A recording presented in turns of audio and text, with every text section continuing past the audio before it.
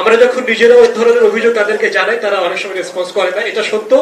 কিন্তু এটাও ঠিক যে আমরা যে কাজটা করেছি, মাথা ব্যথার জন্য আমরা পুরো মাথাটাই মানে কেটে ফেলার একটা ব্যবস্থা করেছি। সেটা হচ্ছে যে আমরা আন্তর্জাতিক আদালতে যেতে পারতাম, উনি একটা কথা বলেছেন। এবং আমরা জানি যে ফেসবুক বিভিন্ন সময় নানা দেশে দেশে বড় অঙ্কের তারা জরিমানা দেয় এবং এই ধরনের কর্মকাণ্ডের জন্য।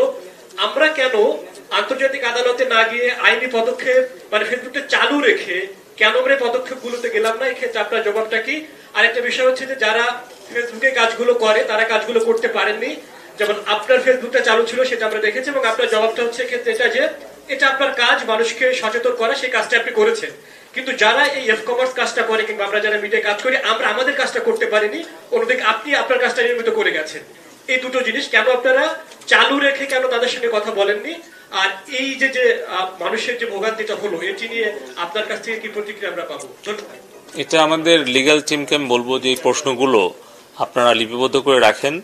আমরা আগামী বৈঠকে সকল সোশ্যাল মিডিয়ার সাথে কথা বলে এই প্রশ্নগুলোর উত্তর কি পাই এবং আমাদের প্রতিক্রিয়া কি এবং ভবিষ্যতে কি করণীয়, একটা স্ট্যান্ডার্ড অপারেশন প্রসিডিওর এবং মেকানিজম, চ্যানেল, গাইডলাইন, এটা নিয়ে পরবর্তী সংবাদ সম্মেলনে আমরা আবার এই উত্তরগুলো দেওয়ার চেষ্টা করব।